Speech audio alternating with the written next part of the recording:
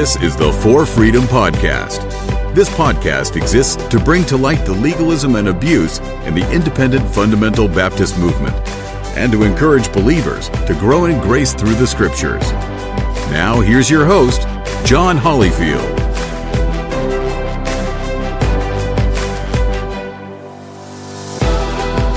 Hello, and welcome everybody to the For Freedom Podcast. I'm your host, John Hollyfield, and it's good to have you back. And this is episode number 2, and in this episode, as I said earlier, these are some introductory episodes that we're doing to outline For Freedom exists to expose legalism and help those that have been abused within those churches by extending grace through the exposing of and expounding of the Scriptures. Now, the last episode we talked about what is legalism.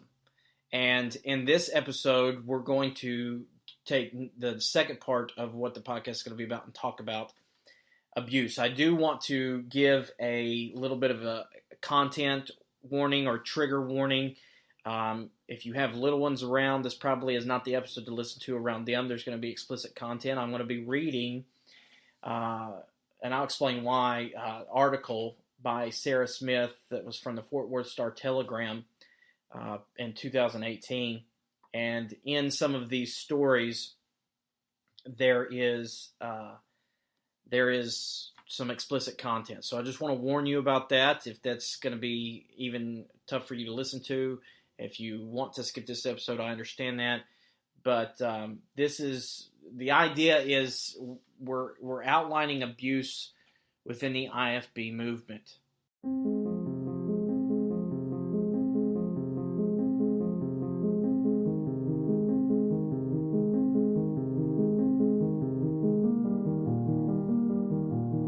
The foster family that I went to live with, the husband and the wife were both Hyles Anderson faculty members. They had 4 children of their own. I moved in with them in March of 78. And before the end of that year, I was being sexually molested by the father. They told me my looks were to blame. Now, I'm not no supermodel. Yeah, I did pageants and I went on to do a few things. But people have no idea how hard it is when people blame you for the atrocities that happened to you. And it was how I dressed as a 14-year-old girl. I already had my skirts down past my knee. I already had everything all covered up. And this man did those things anyway. So for Mr. Vineyard to talk about how I was unclean and nobody would ever want me, do you know how that stayed in my head? My earliest memory of being molested was when I was 4 years old. It was Sunday school in Waukegan, Illinois, and the preacher's son ran the class with his wife, and he came in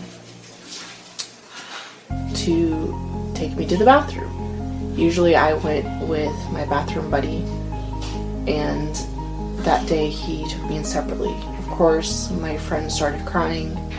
I was scared.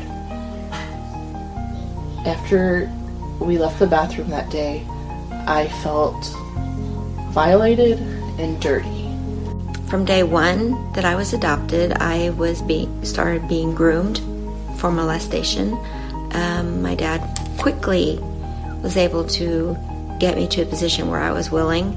I was just 5 years old, looking for somebody to love me and not throw me out. I was taken under his wing like a father figure, and then like the father and daughter dates turned into makeout sessions, and when I questioned him and say, I don't know how you feel about me, I'm confused, he would get mad at me for questioning him and make me feel really terrible that I dared to question his motives or his intent.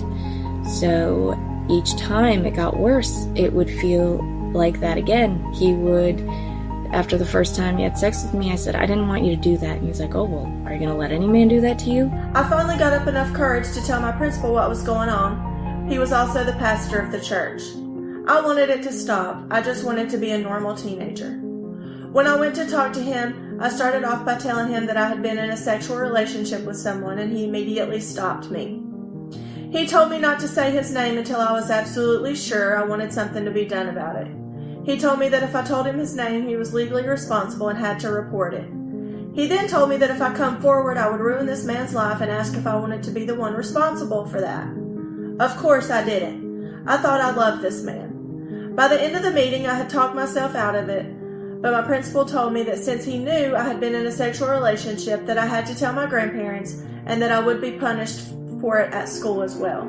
I had multiple extraordinary experiences in this IFB church community, from experiencing an exorcism when I was an infant because they believed my crying was a sign that I was possessed by a devil, from going through an intense will-breaking session with my grandfather because I was rebellious as a 4-year-old, where I was locked in a room for hours with him until I learned to submit. One of its biggest problems, I think, is its leadership, because you can't question your leaders. And when you can't question your leaders, we've seen it in politics, you know what happens.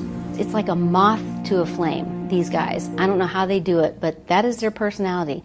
People were just drawn to them, and they had this weird power over people, and people loved them. And I don't even know how to explain that phenomenon. I really don't. When I got involved in the IFB school, they talked about rape and how it was the woman's fault. You know, because she was probably wearing pants or eye makeup or, behaving in some sort of provocative way, which brought it on.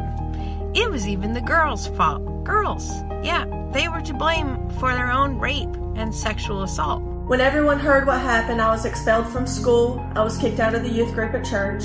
The other kids at school were not allowed to associate with me. I was the victim, but in their eyes, it was all my fault. I did try to tell people at the church. There were 5 different times that I've tried, and even CPS came twice.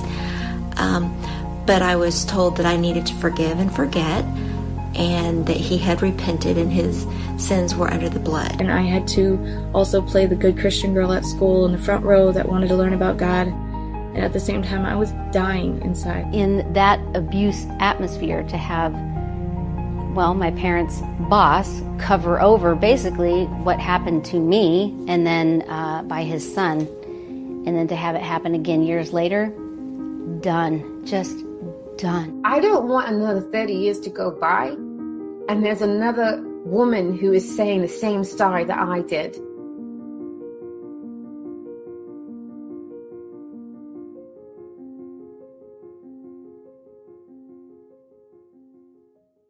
Okay, and this article does the best. Now, I know a lot of people have read this article, but I think as far as starting the conversation in this podcast, in the realm of this podcast, it would be appropriate to just read the article.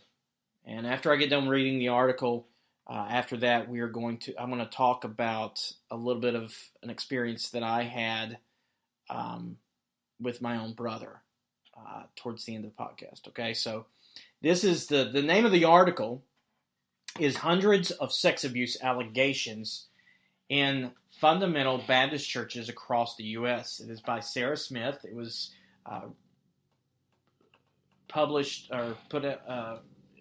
released on December 9th, 2018 in the Fort Worth Star-Telegram. And so here it is. Joy Evans Ryder was 15 years old when she says her church youth director pinned her to his office floor and raped her. It's okay, he told her. You don't have to be afraid of anything. He straddled her with his knees, and she looked off into the corner, crying and thinking, this isn't how my mom said it was supposed to be. The youth director, Dave Hiles, was the son of the charismatic pastor of First Baptist Church of Hammond, Indiana, considered at the time the flagship for thousands of loosely affiliated, independent, fundamental Baptist churches and universities. At least 3 other teen girls would accuse Hiles of sexual misconduct, but he never faced charges or even sat for a police interview related to the accusations. When he got in trouble, Hiles was simply able to move on from one church assignment to the next. Hiles' flight to safety has become a well-worn path for ministers in the independent fundamental Baptist movement.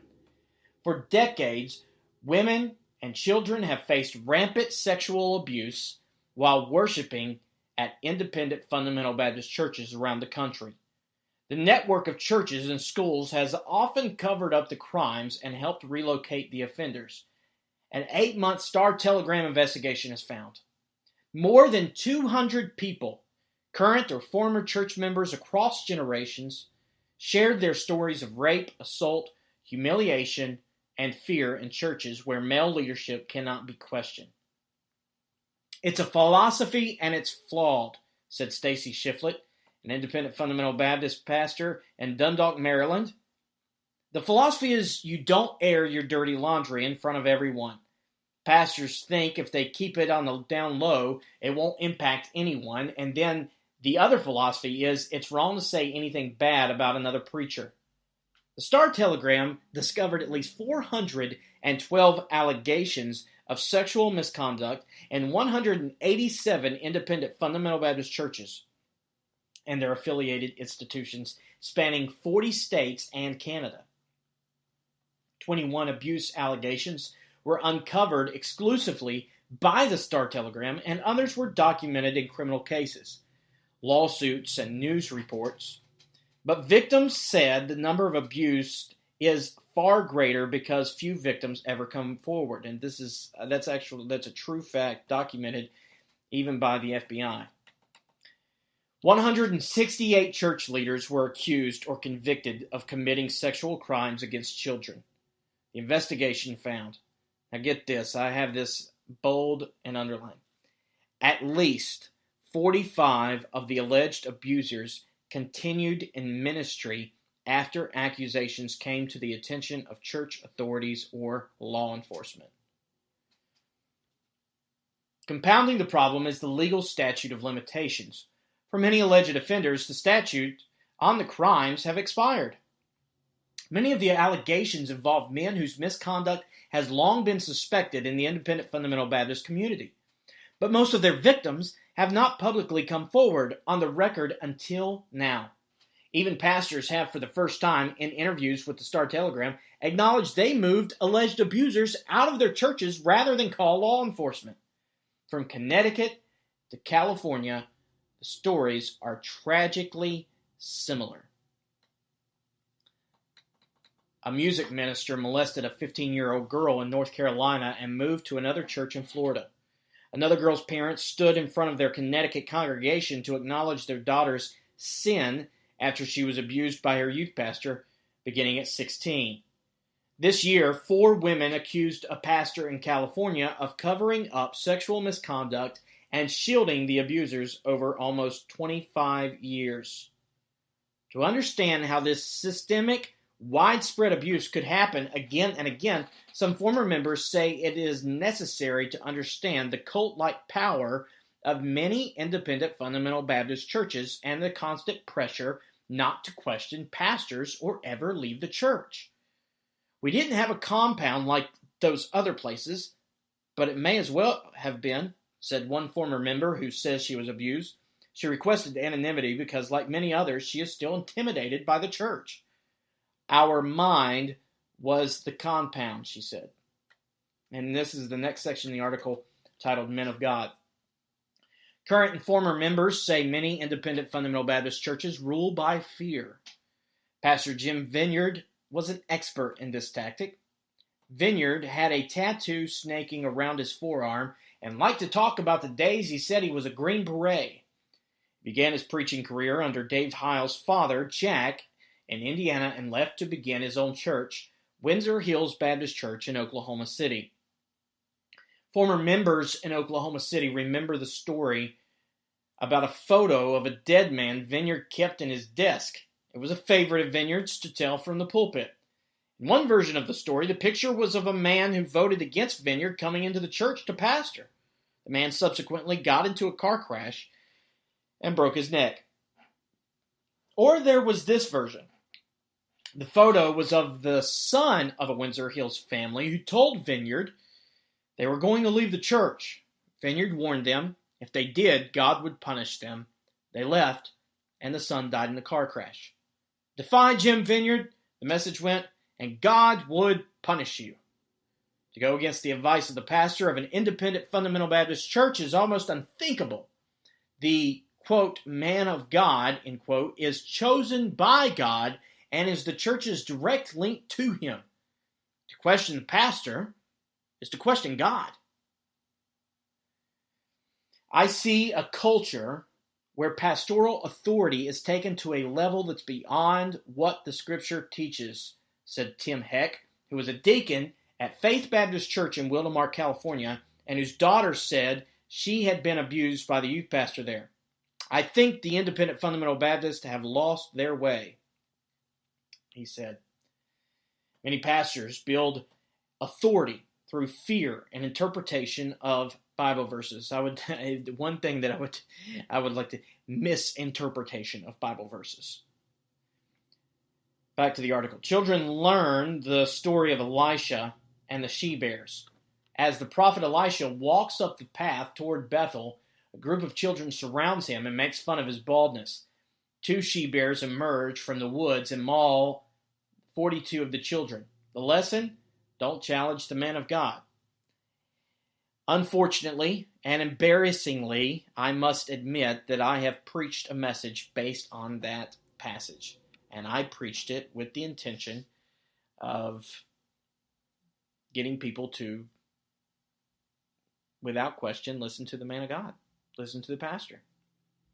It wasn't until I left the IFB movement and was at the church that I am at now, and our pastor was doing a series on the life of Elisha. And he preached that passage. And I was so convicted and just brokenhearted at what I had preached, because that passage, rightly interpreted, is so misused. So misused. Mainly because, and I'm going to make some people mad here, it is very poorly translated in the King James Version of the Bible. The King James Version has a very poor translation of the Hebrew terms that are used to explain that story, and it was not children that were mauled. It's a very interesting passage that needs some background given to it. And but the article's right. That's used, and sadly I used it. Back to the article.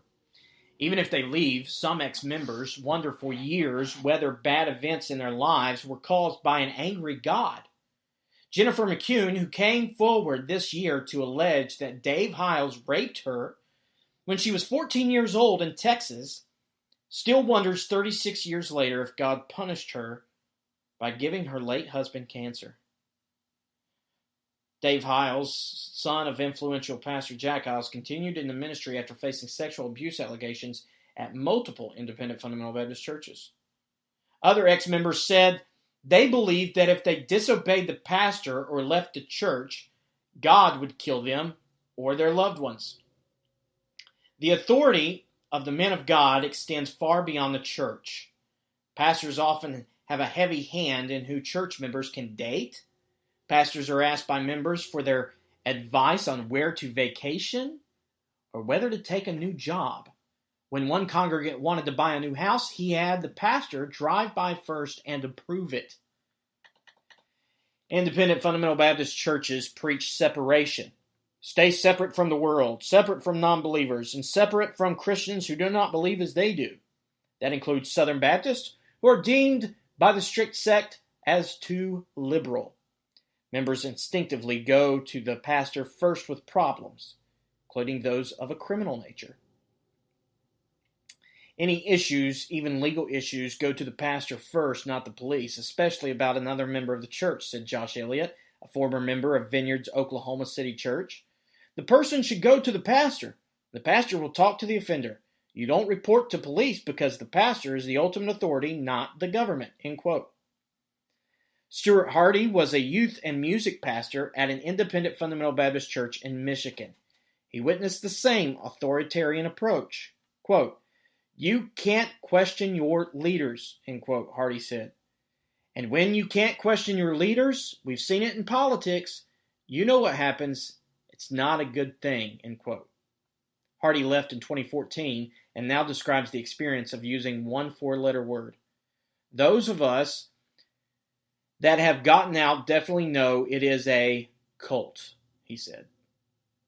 The independent fundamental Baptist movement began to grow in the 1950s and 60s as the churches positioned themselves as the true way to Christ in contrast to less conservative churches and a godless secular world. Now, this is another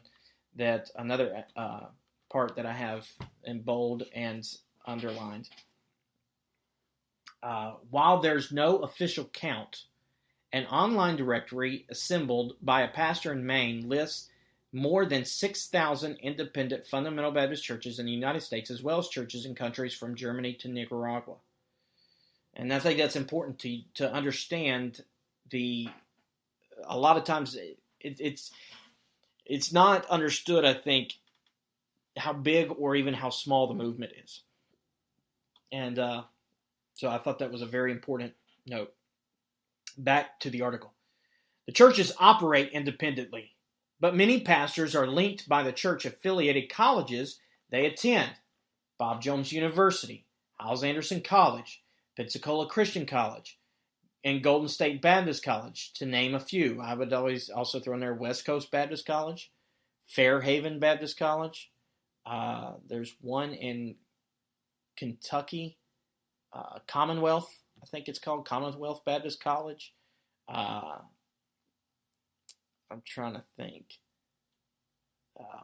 But several others.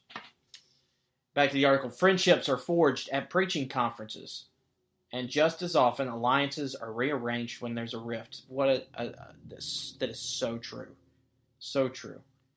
Pastors use their connection in this informal network to help abusers find new churches, the Star Telegram found. Many of the churches identified by the Star Telegram that have faced abuse allegations are in the Southeast and Midwest, and with most being in, get this, North Carolina with 17 and Ohio with 12. 9 of the churches are in Texas, including Open Door Baptist Church in Mesquite. In April, police arrested Pastor Bob Ross on charges that he failed to report the alleged sexual abuse of a minor. A month earlier, one of his ministers and a youth volunteer were jailed on suspicion of sexually abusing children at the church. While many abusers in the ministry are never caught, there's a collection of church officials in prison for their crimes. Carlton Hammonds, who pastored Willows Baptist Church in Willows, California, served 3 years for molesting 4 girls from his congregation in the mid-2000s. 3 years. In 2012, Joshua Gardner was sentenced to 6 years for sexually abusing 2 boys at his parents' church on an American base in Okinawa, Japan. His Minnesota church stood behind him. 2 officials at Kettle Moraine Baptist Church in Wisconsin were sentenced to prison for sexually assaulting children at the church's Camp Joy. One of the Camp Joy workers already had a sexual offense conviction. Jim Vineyard would also face misconduct allegations when his leadership by Fear Style was finally challenged in 2004. Multiple women say the Oklahoma City pastor made sexual comments to them from the 1990s to the 2000s when they were teenagers during one-on-one counseling sessions. The allegations went public when the brother of one of the girls put together a packet of letters and sworn affidavits describing the comments and sent it to the church's deacons. Vineyard, who died in October 2017, denied he'd done anything wrong and led Windsor Hills until 2007. Vineyard's son, Tom, took his place as head of the church. Ross, the pastor from Mesquite, who was arrested in April, had worked for Jim Vineyard in Oklahoma before coming to Texas and has found refuge back in Vineyard's church as he awaits trial. Tom Vineyard and Ross did not respond to requests for comment. Ex-members of Windsor Hills say they've been contacted by Mesquite officers as part of the investigation into Ross. They said police also asked them about allegations that Ross had failed to report abuse when he worked at Windsor Hills. Former IFB church member Joy Evans Ryder discusses how charismatic personalities of the church leaders make it easier for them to prey on their victims. This is the next section of the article. He does that with everyone, the heading says.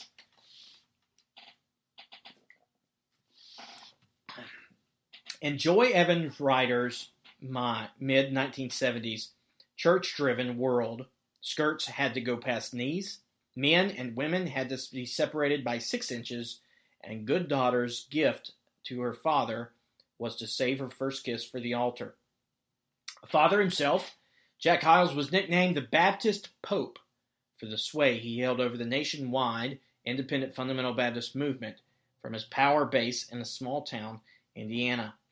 His son, David, was tall, skinny, and already balding by his mid-20s.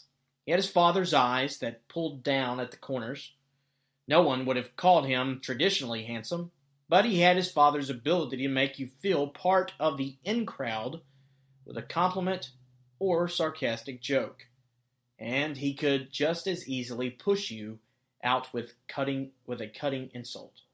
Dave Hyles had taken an interest in Ryder when she was 14, and it scared her. One Sunday morning after service, she stood in line to speak to Jack Hyles, the most important person in her world, about his son's repeated calls to her house. The attention made her uncomfortable, she said. The pastor sat at his desk and took her in for a moment. "Joy, you're not special," he said. "He does that with everyone, so don't think he's trying to do anything with you," end quote. Not long after, she was raped by David Hyles. It continued for 2 years. Reached by phone, Dave Hyles declined to comment. The Star-Telegram followed up by sending him a list of written questions. He did not respond. Jack Hyles died in 2001. At 16, Ryder thought about suicide. Fearing she might be pregnant with Dave Hyles' child, she imagined ramming her car into a telephone pole or a tree, killing her and the baby. She didn't think about going to the police. "I went to somebody I thought would be my protector," Ryder said. "Not my dad, because this shows you how we were taught to think about our pastor, Dr. Hyles." Dave Hyles had warned her to stay quiet or he'd get her parents fired. Her father was president of Hyles Anderson College, a school started and run from First Baptist Church. Her mother was the school's dean of women. To her friends, Ryder looked happy. She was popular, secure in her social status, and a spot in the church's school-coveted choir called Strength and Beauty. She liked to run off to the mall with friends every chance she got, had her light brown hair feathered, Farrah Fawcett style. But she was so angry and ready to rebel against the system that entrapped her. She sneaked to movies, wore pants, and swiped cigarette backs, all verboten in the church. At 17, Ryder snapped. She called her parents from a payphone at the church school and told them to meet her at home. She told them everything. The next time she met Hyles, her father would follow. He drove behind her to a Holiday Inn and waited in his car as he watched Ryder walk into a first-floor room and shut the door. "I'm leaving," Ryder told Hyles. He asked what she meant. "I'm leaving," she repeated. "I told my parents and my dad is outside." Hyles pulled back the curtain, saw her father's car. She says he shoved her against the wall, his forearm pressed on her throat. "What have you done to me? You've ruined my ministry. How could you do this to me?" He let her go and paced the room. Ryder walked out, got in her car, and drove home. Her father followed her. He didn't confront Hyles. He did, however, go to Jack Hyles, who dismissed the report about his son because Ryder's father didn't record Dave Hyles' license plate number. So, the president of your Bible college can't be trusted. That was my comment. Back to the article.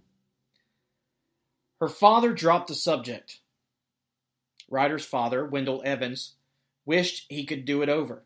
He said 35 years later in a notarized statement provided to the Star-Telegram, taken because Ryder was seeking evidence to take to the church. At the time of the abuse, Evans' career was blossoming in the church. Pushing Hyles, his boss, on the allegations would have been difficult, he said. "I mean, Hiles and I were still good friends," he said. "We marveled sometimes that our friendship survived this situation." But in an interview with Star-Telegram, Evans was not so forgiving of Dave Hiles. He regrets not calling the police on him. "I think it's remarkable that in 40 years, Dave didn't find time to ask forgiveness from his victims and their parents," said Evans, now 83. It was not the first time Jack Hiles heard allegations against his son, nor would it be the last. One woman alleged Dave Hiles raped her at 14 when she attended the church's high school, years before Ryder. The woman's 10th grade teacher also confronted Jack Hiles about his son, only to be brushed off. Dave Hiles' ministry wasn't ruined. Instead, he got promoted. A few months after Evans and Jack Hiles spoke about the encounter at the Holiday Inn, Dave Hiles became the pastor at Miller Road Baptist Church in Garland, Texas. The church his father led before moving to Indiana. Jack Hiles would later say he never recommended his son to any church, but deacons and staffers at Miller Road said their search committee called Jack Hiles about Dave. No one heard any warnings. 2 more women would accuse Dave Hiles of molesting them in Texas. One woman, who went to Hiles-Anderson for college, said she tried to tell Jack Hiles what had happened. He told her not to tell anyone else. Then, she said, he kicked her out of his office. 4 women have accused Dave Hiles of sexual misconduct when they were teenagers. He has never been charged with a crime and now runs a ministry for people who have fallen into sin.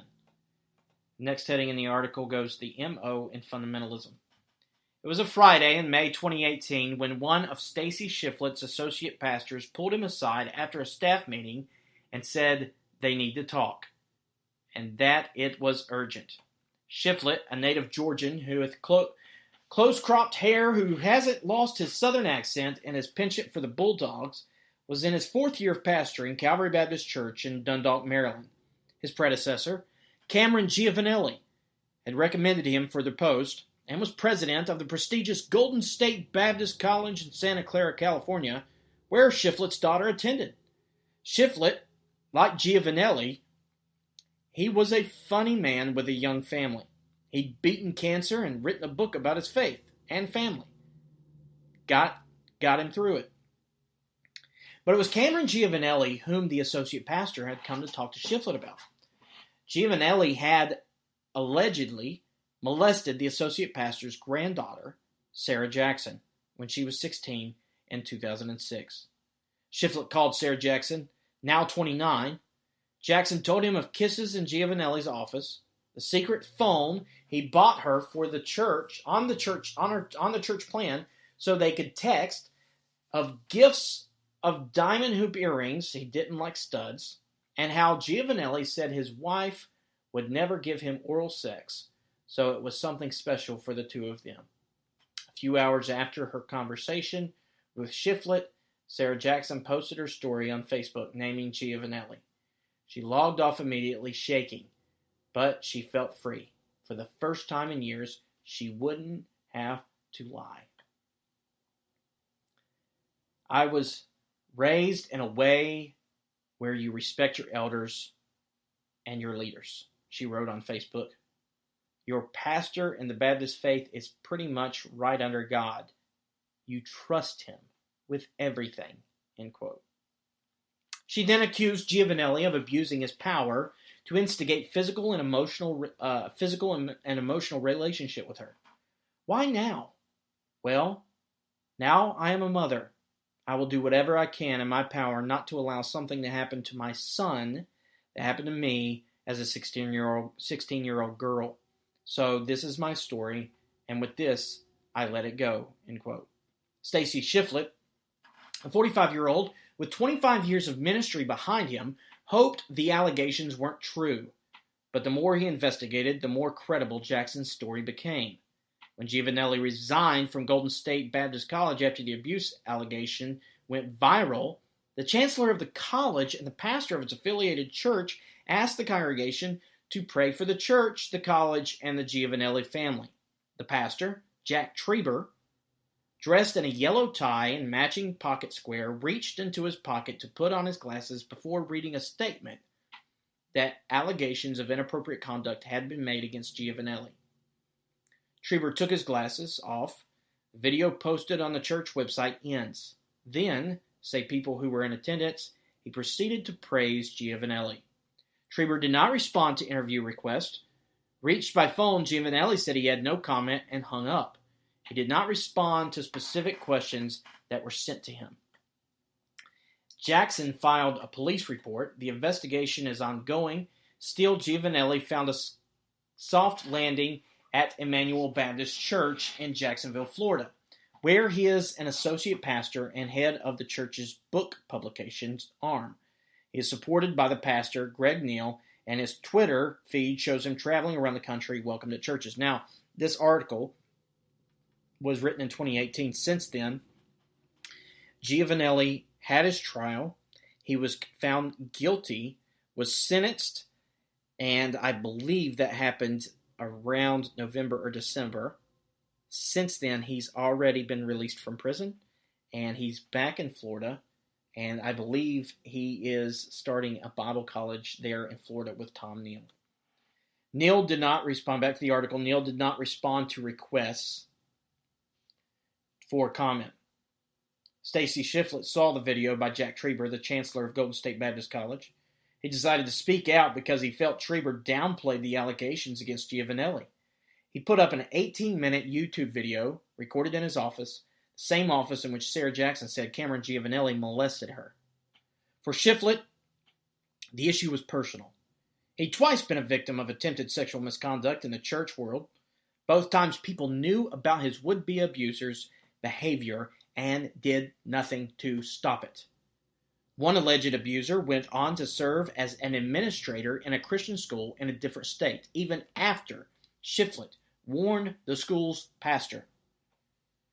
He says, quote, "It's been the MO in fundamentalism for pastors and churches and ministries to just gloss over and sweep under the rug things of absolute epic proportion," he said in the video. The reason why I'm so fervent, so passionate about it this morning is because I relived all of those feelings of what it's like to be abused. And the one that does the abuse is the one that always comes out on the other side smelling like a rose and goes down the road to another church so he can do it again to somebody else. The reaction in the movement was predictable, not that Shiflett cares. Your pastor in the Baptist faith is pretty much right under God. You must trust him with everything, end quote. The father of the man who pastors the Jacksonville church that took Giovanelli in retaliated by publishing a piece on his personal website titled, quote, "An expose on Stacy Shiflett," end quote, that called him a self-aggrandizing and a little man and accused him of automatically taking Sarah Jackson's side. As for Jackson, he wrote, he studied her, quote, "sordid Facebook page and found her to be, quote, godless, narcissistic, and self-promoting." At Calvary Baptist Church, Shiflett said he's been open with the congregation. They haven't lost a single member since Jackson went public with her allegations, he said. She even went to a church service once with her husband and baby boy. Everyone lined up to give her a hug. It bothers me that men of God will stand up in the pulpit all over this country who say, we're going to stand up for the truth, stand up for what's right. They duck and they run and they hide when stuff like this comes out, end quote, Shiflett said in the video holding up his Bible. And that's why people have given Independent Baptist a bad name. It happens all the time, but it's not going to happen this time, he said. On July 4th, Cameron Giovanelli put up a YouTube video, now deleted, denying Sarah Jackson's accusations that he began a sexual relationship with her when he was 16 in her Maryland church. He stood in a red Georgia Bulldogs polo in front of palm leaves with his wife. Birds chirped in the background. With these false allegations, God has now brought us to Jacksonville, Florida, he said. Who'd have ever thought? Jacksonville, Florida, end quote.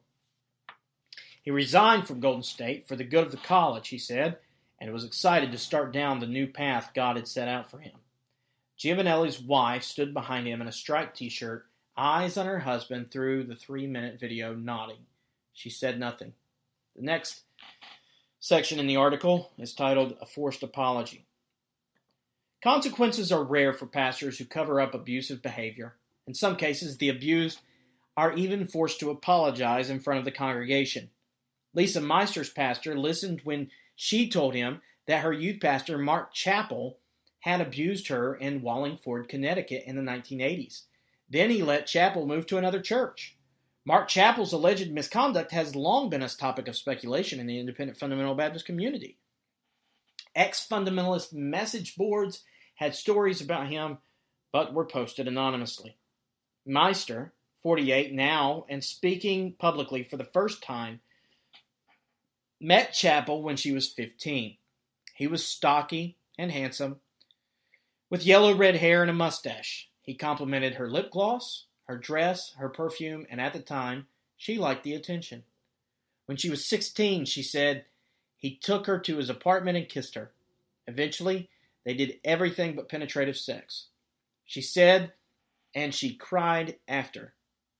He told her that if she told anyone, she would ruin his life. At 17, feeling like she had no other way to get out of the situation, Lisa Meister tried to kill herself. Sitting in the hospital room, she told her pastor, Stephen Baker, why she did it. Ultimately, Meister's parents and Chappell were asked to appear before the church to repent for their sins. It wasn't said, this man preyed on this girl. This man violated this girl, Meister said. It was put out before the church as two people who sinned together. Like I was just as guilty as he was in the eyes of the church. When Chappell moved to a new church, Baker said he made the leadership in the new church aware of the allegations.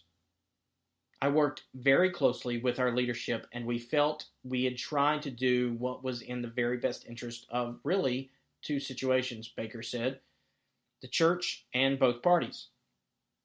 Nothing in his schooling had prepared Baker for the situation with Meister and Chappell.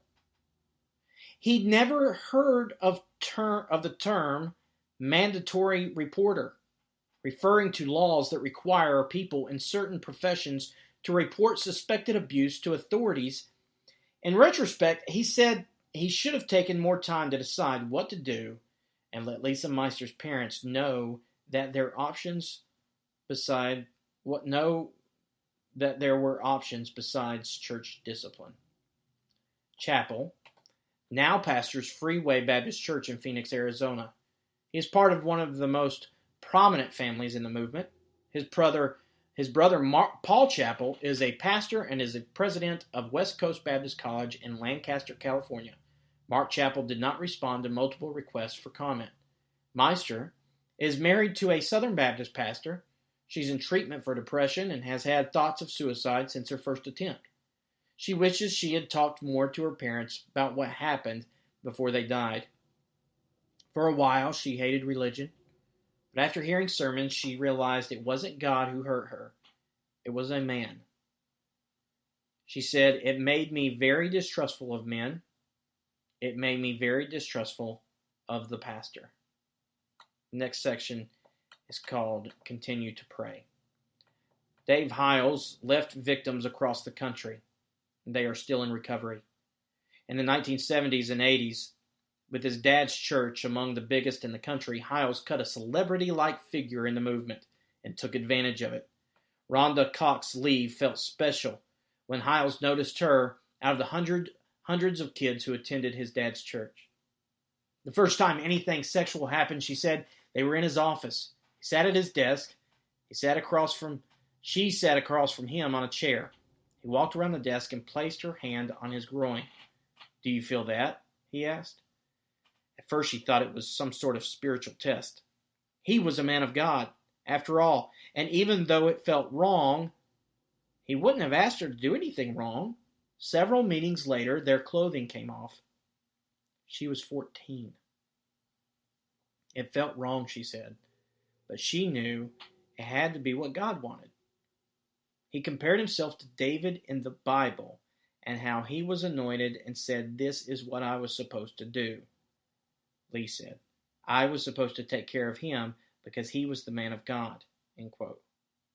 Hiles, she said, alternately promised her that they would be together once she turned 18 and warned her not to tell anyone in the church because if she did, the church would split, America would go to hell, and the blood of the unsaved would be on her hands.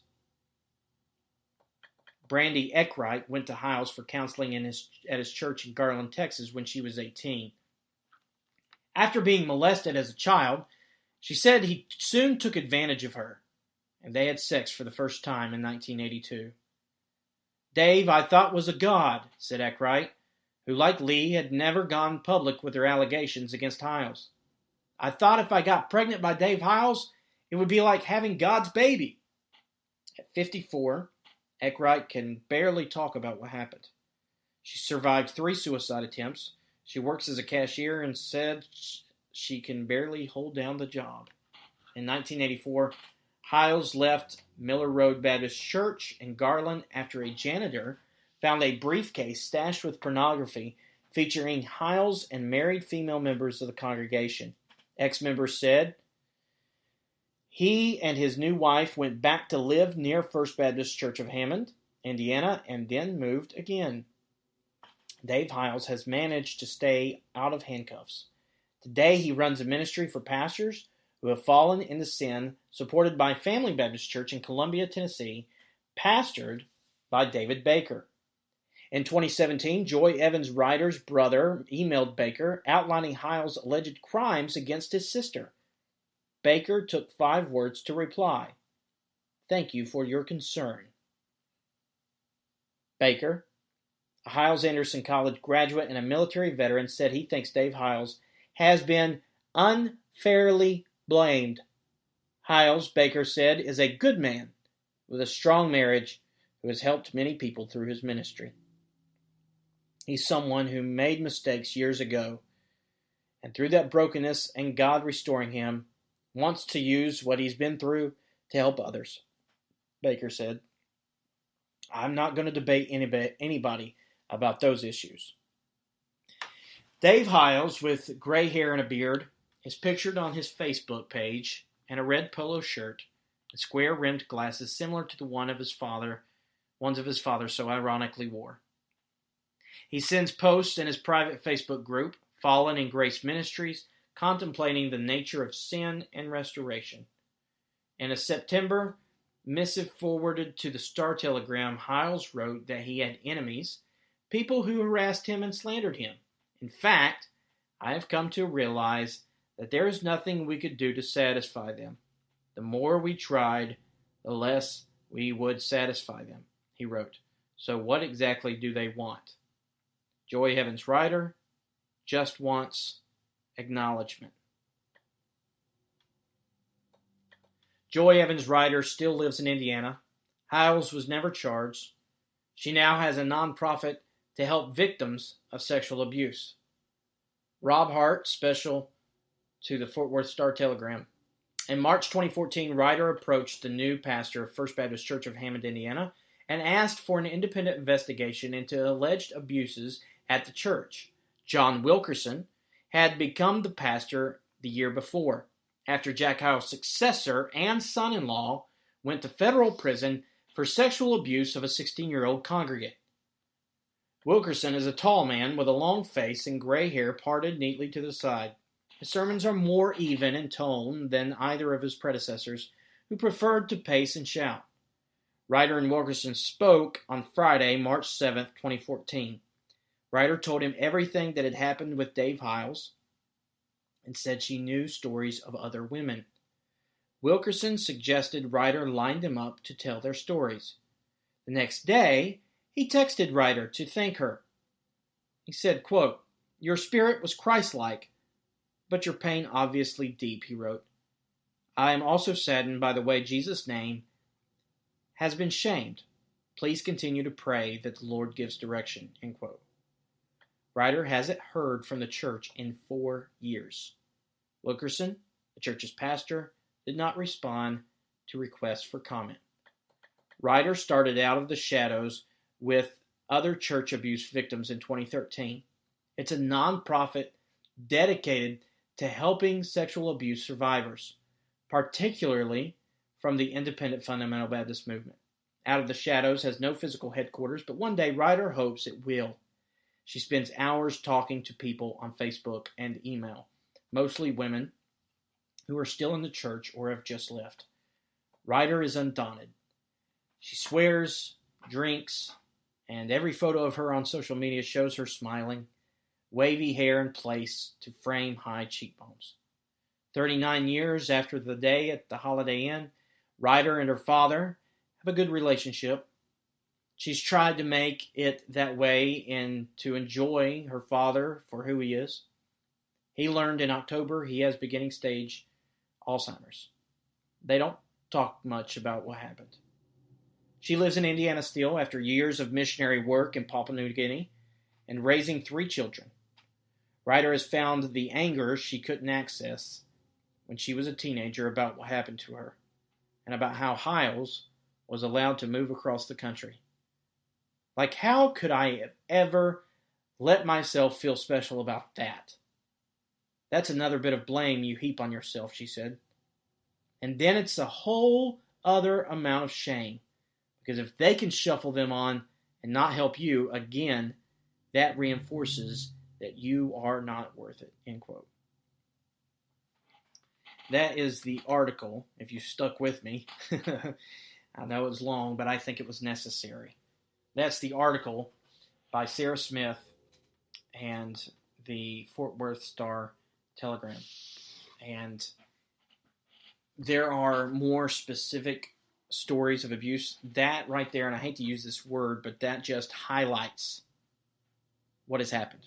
Not that it's a highlight, but as the article said, there was just 412 that they found. That's a problem.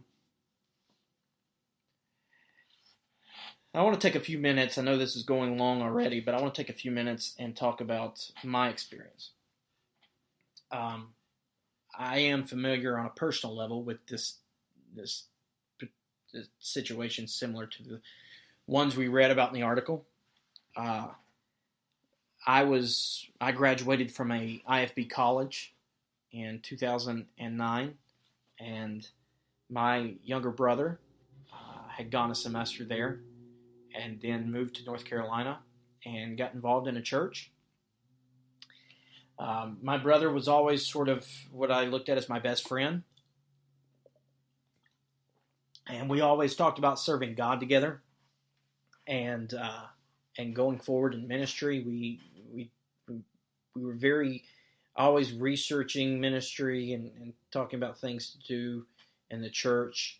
Eventually, the church that he was going to, he was committed to. He was working in a youth group.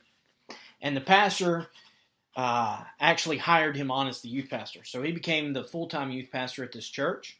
And in 2015, he had been youth pastor there for a few years. My wife was the day out from having our second child. We were there. My parents were with us. The baby was going to be born the next day. We were going to the hospital to be induced. So it was about 8 o'clock at night, our Central Time. I'm in Tennessee. And we were getting things situated, getting ready to go to bed early because we had to get up at like 4 in the morning to head to the hospital. And my wife was going to be induced with our second child. And my sister-in-law called me. And I answered the phone, and to her breaking down in tears saying my world's falling apart, immediately my mind, the thoughts of my mind went to, okay, something bad has happened and it has to do with my brother because she's calling me. She went on to tell me that she had found his cell phone and found messages between him and a girl, 13, I think at the time, year-old girl in their youth group. She confronted him about it. At the time, he had lied about the nature of the relationship, but said that there was something going on. She left to go to her parents' house just to get out, and then she had called me. And so I basically said, listen, you need to call the pastor, and if he does anything but call the police in the first phone call, you need to call me and we need to get the authorities involved because we need to call the police. This is what, even at that point, the nature of what he had said that was going on was against the law.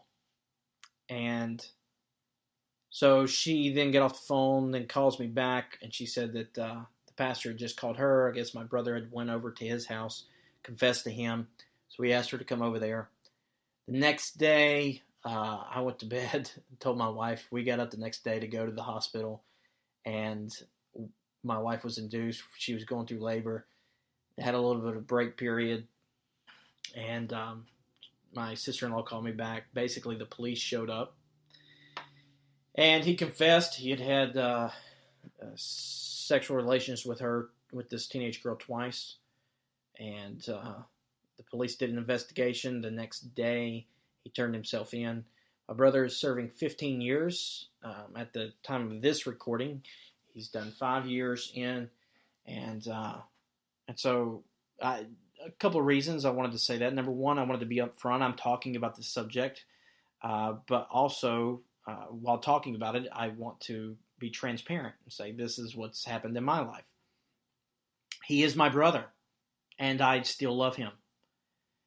But at the same time, what he did not make him stop being my brother, but it also did not make me stop being a Christian and a believer and someone that stands up for the abused and cries out for the abused. So where we have to call that out, also, there has to be some room in our ministry for abusers.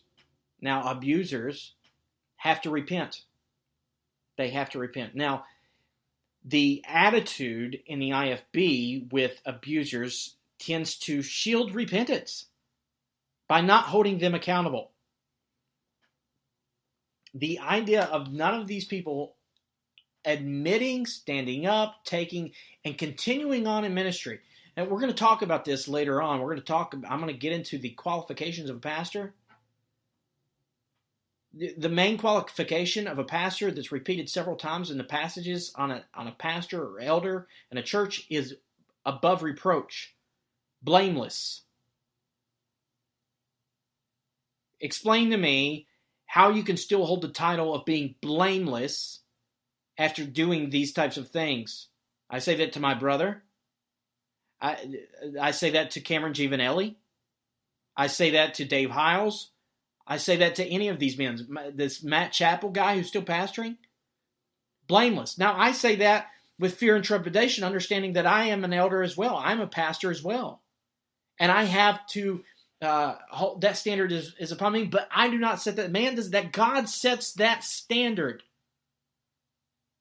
We have to please stop lowering the standard for the protection of the flock and holding those who violate that standard in gross manner accountable. Stop feeding it. Stop continuing it on. Call those out. Not even those that have committed the crime, but those who facilitate these men to continue on. I saw this happen when I was in college. A staff member who was having an inappropriate relationship with a teenager. That teenager, that young woman has not felt comfortable. I'm not going to say any names with that situation because they have not come forward. But that staff member was simply fired and then moved on to another ministry. Whereas he should have been arrested. This is a problem. And so part of the podcast is to call for those that have abused to be held accountable. Justice, I believe, is a Christian duty. And also, in the future, have guest interviewers, interview some guests and those that can help with those that have been abused. And I pray, and my desire, my burden, is to see those that have gone through these terrible situations, to find the grace of God and the grace of Christ help them in their lives. And so that is the end of episode number 2.